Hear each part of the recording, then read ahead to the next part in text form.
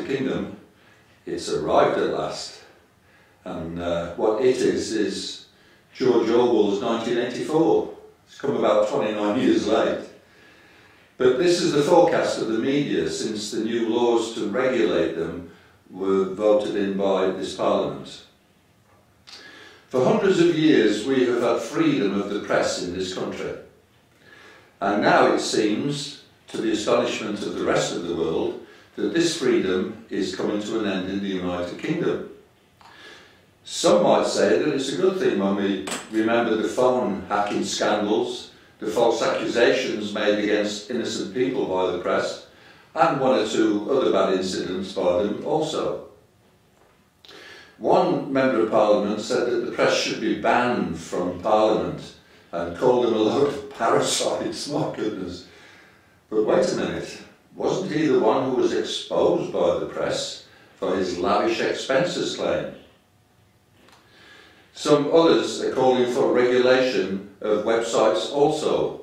Well, that will just make us like China and Zimbabwe, so goodbye democracy in this country. Apparently, a young lady, this is very recent, joked on Facebook that she would like to throw an egg at David Cameron and was immediately threatened by the police with arrest. Would you believe that? That's in the United Kingdom. You know, folks, we're in a very dark period in our history in the UK. And more we're becoming a surveillance society, now a press-regulated society. It's interesting to know that these have been the two main characteristics of all dictatorships throughout the world. Isn't that interesting? And yes, folks, it's happening right now in front of our eyes in the United Kingdom. Some might have a difference of opinion with the press in that the press are calling it the arrival of 1984, but some would say that this is not the arrival of a 1984 scenario. Rather, those people would call it the arrival of the Antichrist scenario. Over the last 20 years, we've seen a gradual build-up of the final kingdom of this earth, and many believe we are seeing the final foundations being prepared for the Antichrist kingdom. The Bible tells us that in the last days the world will be ruled over by one man, the Antichrist. That no one will be able to buy or sell unless they have the mark of the beast, whatever that might be. There will be 7 years of trouble, such as the world has never ever seen before. And this is called in the New Testament the tribulation. In the Old Testament it's called the time of great distress. And this tribulation, or this time of distress, will, the first tribulation is split into two, the tribulation and the great tribulation. The tribulation will last for 3.5 years. Then that's followed by the great tribulation, which will last for another 3.5 years. So that's a total of 7 years altogether. All this apparently follows the return of Israel as a nation, which took place in 1948.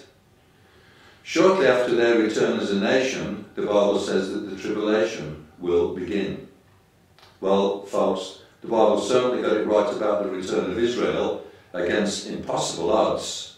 So my money is on the Bible for getting it right about the tribulation period, and I believe it's about to break on this world. We're not given any times or dates for this period of time, the tribulation, but we are given certain indicators for when it might happen. Again, Israel is the chief indicator. The prophet Zechariah in chapter 12 and verse 2 suggests that Israel will become a problem to the whole world and will eventually be betrayed by all the world. Well, we're seeing this coming to pass now. Israel is a problem to the whole world. It's the thorn in the flesh of this world. And sometime around this period, then this trouble, this tribulation will begin. Just recently, President Obama visited Israel and renewed friendship with them. Quite a good time, so I'm told. Unfortunately, he is insisting that Israel should enter peace talks with the Palestinians in order to survive. But that doesn't seem likely to happen anytime soon, folks. You know, folks, the world is a frightening place these days, and it's going to get worse, isn't it? It's getting worse every day. We could all be forgiven for feeling a little bit jittery about what is taking place in this world today. I heard on the news only last night, that's at the time of making this video, that suicide is at an all-time high amongst young men in the UK. These youngsters obviously feel that there's no hope left for them, and so more and more of them are committing suicide. But in the wake of all this, I want to tell you some good news. There is some good news. Listen to this. Speaking to faithful Christians in Revelation chapter 3 and verse 10, Jesus says these words. Now listen very carefully. He says this, "Since you have kept my command to endure patiently, I will also keep you from the hour of trial that is going to come on the whole world to test the inhabitants of the earth." You know, this is a direct reference to the tribulation period made by Jesus. And he says to the faithful, "I will keep you from it."